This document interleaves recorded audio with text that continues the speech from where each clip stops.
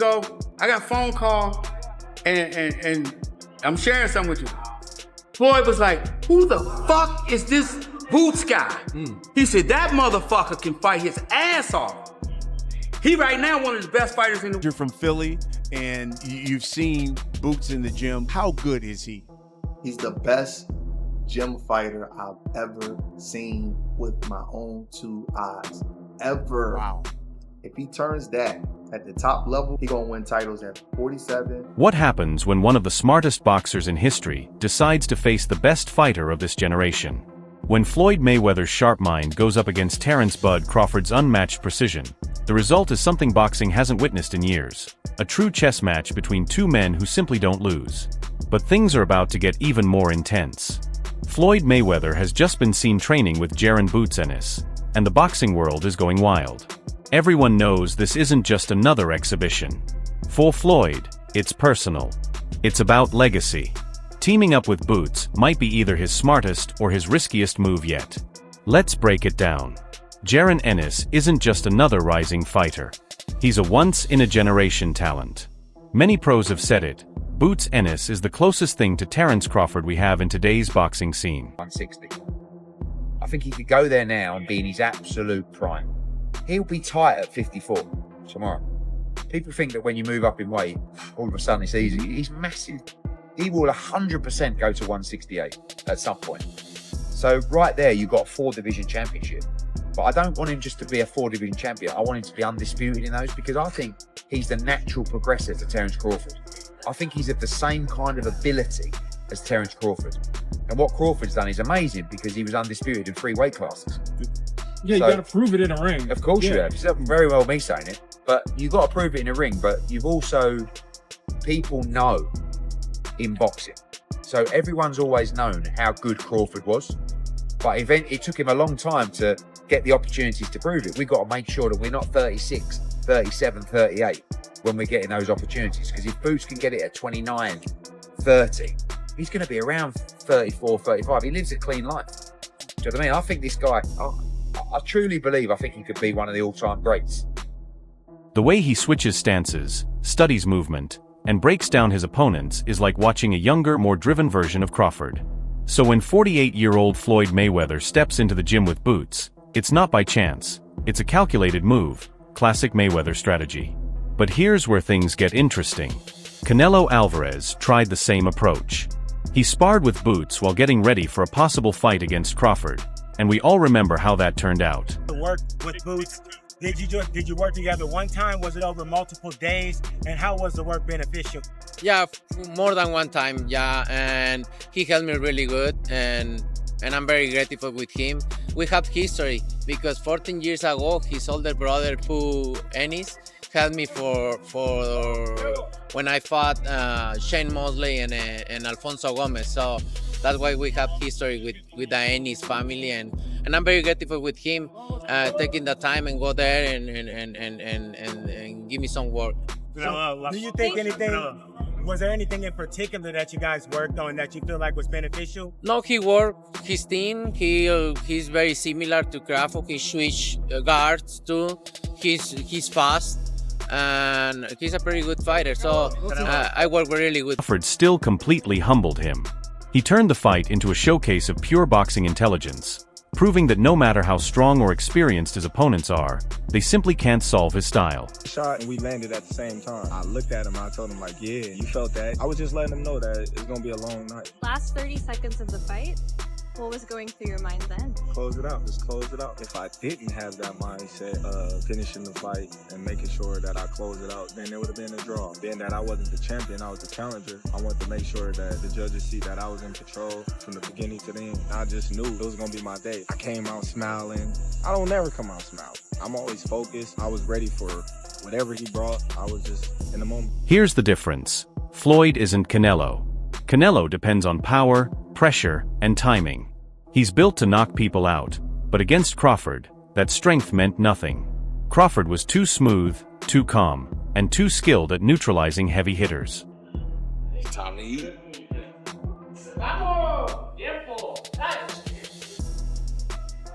You know, it's fun, you know, sparring Canelo. You know, trying to pick his brain. You know, I think he like 70 fights in. Turning pro at 15. So I was picking his brain, having fun, you know, and sharpening my tools, you know, and that's about it, you know.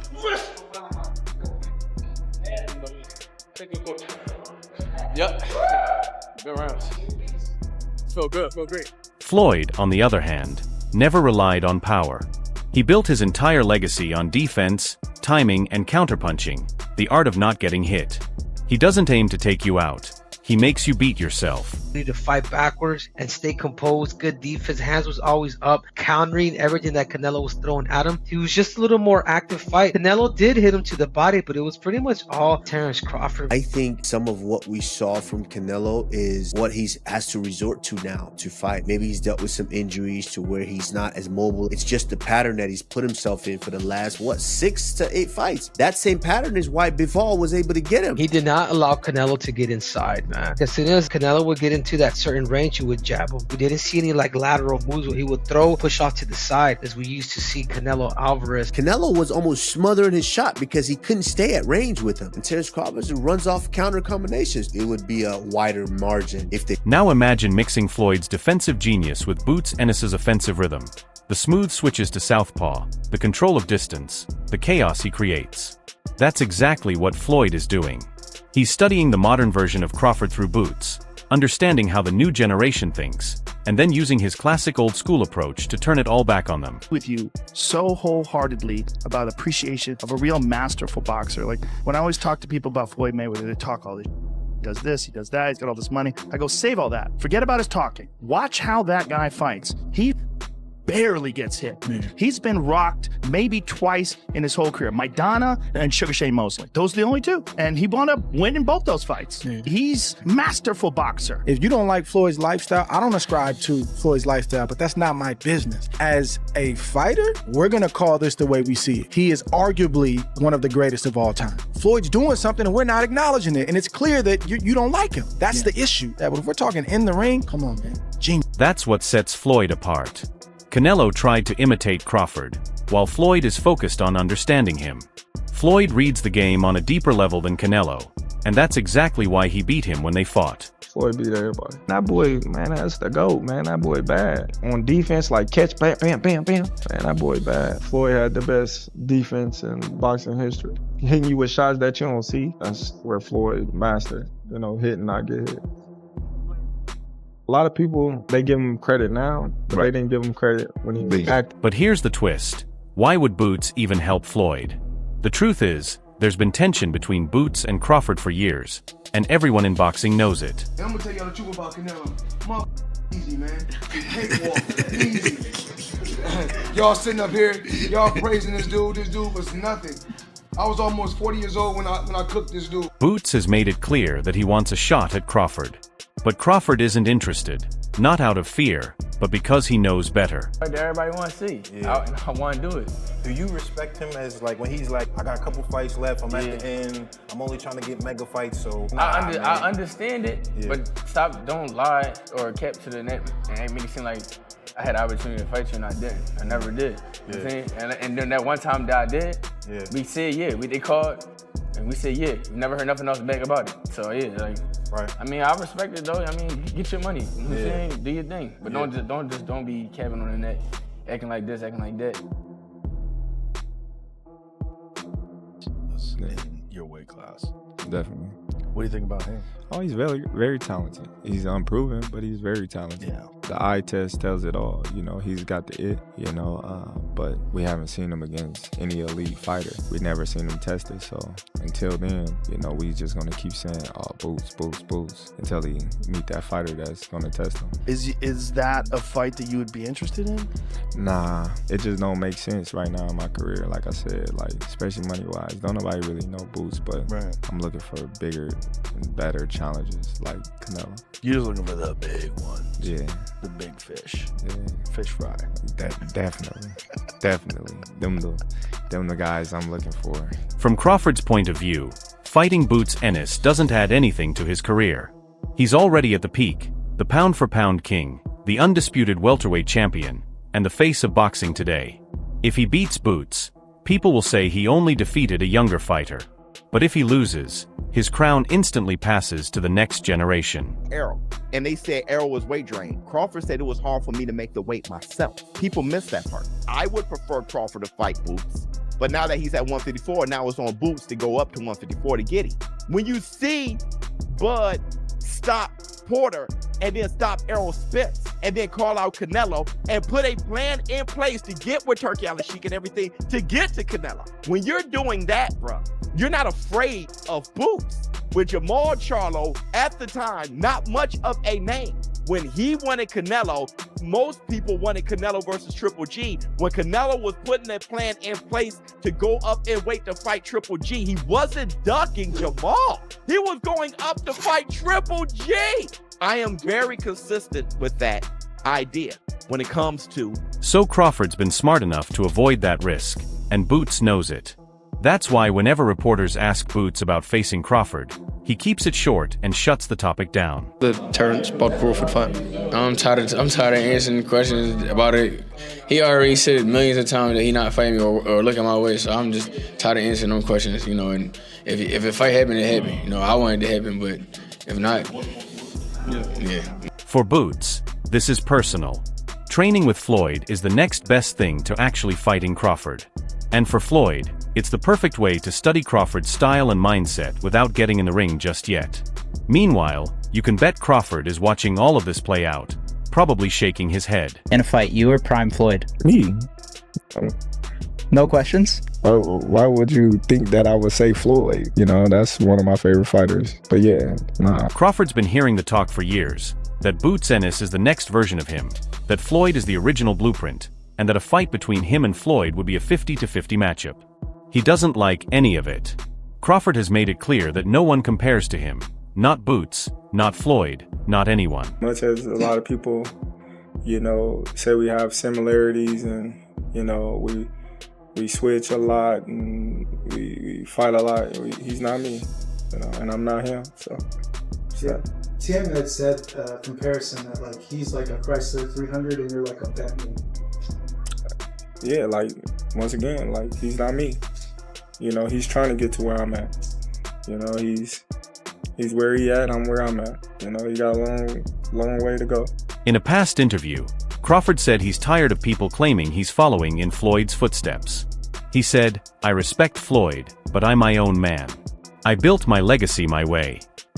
And he's right. Crawford unified entire divisions and took risks Floyd never had to. He climbed from 135 to 147, beating everyone in his way, yet the comparisons just don't stop. Ending this interview. Number one, and the only one that he got at top is Floyd. You know what I'm saying? Terence Crawford's this generation guy, you know what I'm saying, accomplishing all the goals that he accomplished. Matched up? How do they match up, Floyd and Terence? Hey, I'm like this, man. It's going to be great because Floyd, he's about his work. He put in work. We've been watching it for decades. You know what I'm saying? Him coming out of retirement to do this fight, that's a win for the whole world boxing. Every generation from Floyd generation to this generation didn't get to see it come. That's just like we never get to see Michael Jordan play, right? But we remember when he used to play. Come on. So Floyd is the smartest boxer in history, and Crawford is the most complete fighter of this generation. So when Floyd begins training with the man everyone calls the next Crawford, you can bet it strikes a nerve. They're going back down to 154 and face Jaron Ennis, the guy who prepared Canelo Alvarez for this fight. Nope. I ain't going down 154. Now here's where things take a wild turn. While Floyd's been training hard with Boots Ennis to prepare for a possible clash with Terence Crawford, another storm is brewing. And this one has Mike Tyson's name written all over it. Tyson and Floyd Mayweather is happening. What the f*** is going on? This is where boxing is in 2025. And listen, I'm not going to complain because I understand the layout of things. We already had Jake Paul, Mike Tyson. We have Jake Paul, Gervonta Tank Davis. This feels like the Temu version of it. And that sounds crazy because we have two of the greatest of all time about to participate in this, but both of them are about 30 years past their sell-by date in an exhibition bout in which their weights will be 60 to 70 to 80 pounds different. If you got on board with Jake and Mike, it was because at least they were going going to weigh this thing. I don't even know what to think. Someone on Twitter said it perfectly. Either everybody in the world is going to want to watch this or 10,000 people will watch it. Probably both men want a shit ton of money and they're being promised a shit ton of money, but...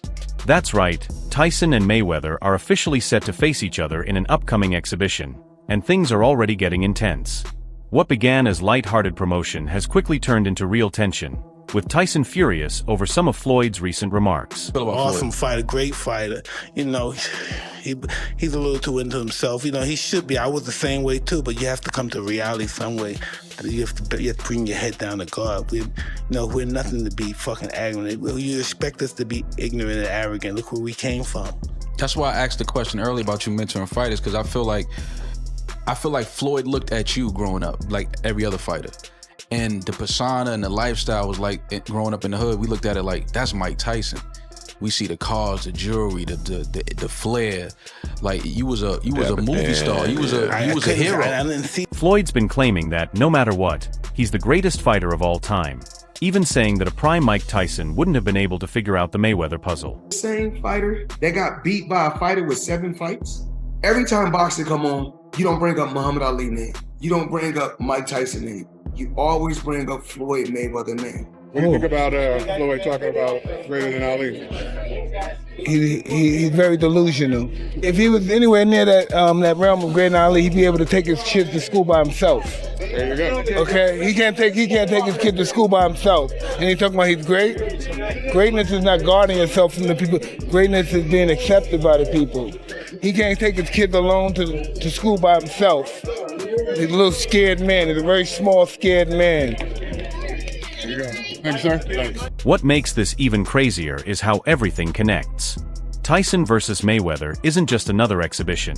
It's happening right as Floyd prepares for a possible fight with Crawford. It's like he's living 2 rivalries at once. One against a legend from the past and another against the best fighter of today. Make no mistake, Floyd truly believes he can beat Terence Crawford. And honestly, he's got reason to think that. Floyd is built differently, especially when it comes to mindset. His boxing IQ is unmatched. He studies every move like a scientist, spots patterns no one else notices, and always dictates the fight on his own terms. That's what makes this camp with Boots so dangerous. Floyd isn't just training, he's crafting a game plan. He doesn't need to knock Crawford out, he just needs to outthink him, make him miss, frustrate him, and force him to chase shadows. I do. You do? Yes. Yeah.